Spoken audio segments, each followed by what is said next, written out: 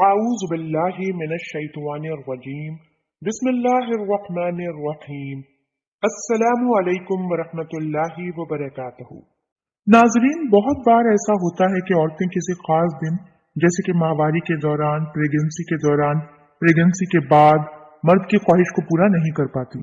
مرد تڑپتا رہتا ہے لیکن کچھ کر نہیں پاتا کیونکہ ان دنوں میں وہ انٹرکورس نہیں کر سکتے، یا ایسے دن جن دنوں میں انٹرکورس کرنا جائز نہیں ہوتا۔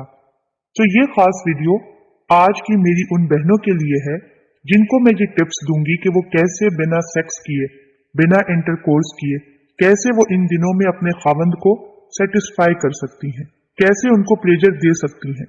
تو بات کرتے ہیں کہ بنا سیکس کیے اپنے خاوند کو کیسے مزہ دیا جا سکتا ہے، اس کے ساتھ کیا کیا کر سکتے ہیں۔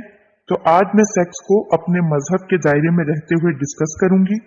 تو سب سے پہلے ایک حدیث کی بات کرتے ہیں جس میں عائشہ رضی اللہ تعالی عنہا فرماتی ہیں، نبی پاک صلی اللہ علیہ وآلہ وسلم فرمایا کرتے تھے کہ جب تم اپنے خاص دنوں میں داخل ہونے لگو، یعنی کہ جب ماہواری کے ایام میں داخل ہوا کرو، تو اپنے ازاربند کس لیا کرو۔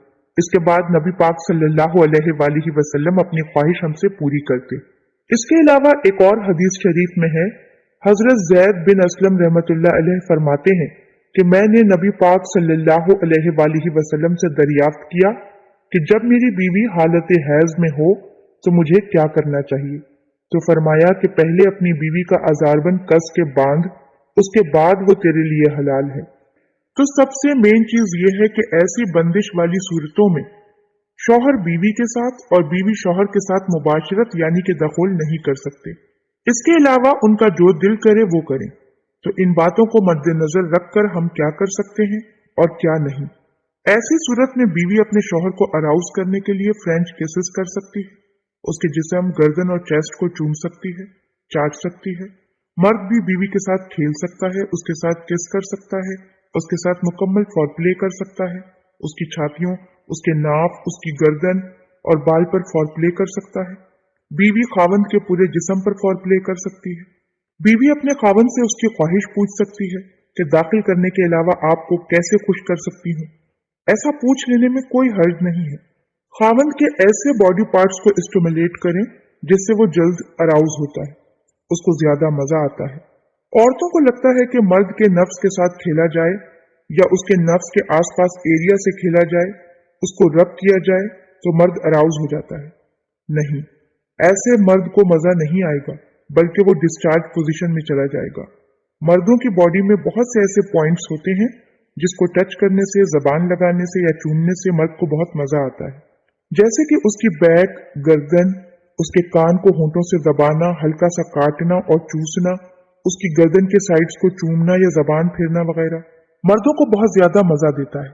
جب بھی مرد آپ کے ساتھ فزیکل ہونا چاہتا ہے تو اسے ایک دم سے نہیں بلکہ سلولی اس کو اس طرف لے جاؤ، اس کے ساتھ کھیلو، اسے مزہ آئے گا اور آپ بھی انجوائے کریں گی۔ بالکل بھی اس بات سے نہیں ڈرنا کہ میرے تو پیریڈز آ گئے ہیں، اب میں کیسے اپنے شوہر کو خوش کر پاؤں گی۔ تو دیکھیں، اس میں صرف ایک ہی پابندی لگی ہے کہ آپ کو اپنی شرمگاہ کی حفاظت کرنی ہے۔ اس کے علاوہ جو دل چاہے کر سکتی ہیں،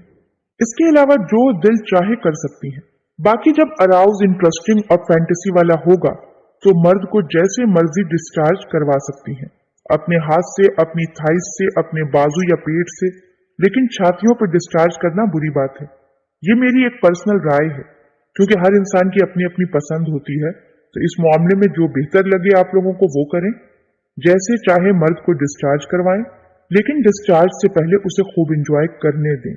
بس ایک بات کا خیال رکھیں کہ جب مرد فل موڈ میں آ جائے اور بھٹکنے کی کوشش کرے، یعنی کہ شرمگاہ کی جانب جانا چاہے، تو اسے سختی سے منع کریں۔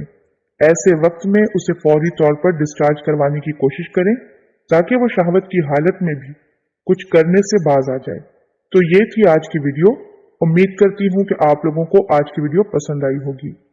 اللہ پاک ہم سب کو دین کی سمجھ عطا فرمائے اور اس کے مطابق زندگی بسر کرنے کی توفیق عطا فرمائے، آمین۔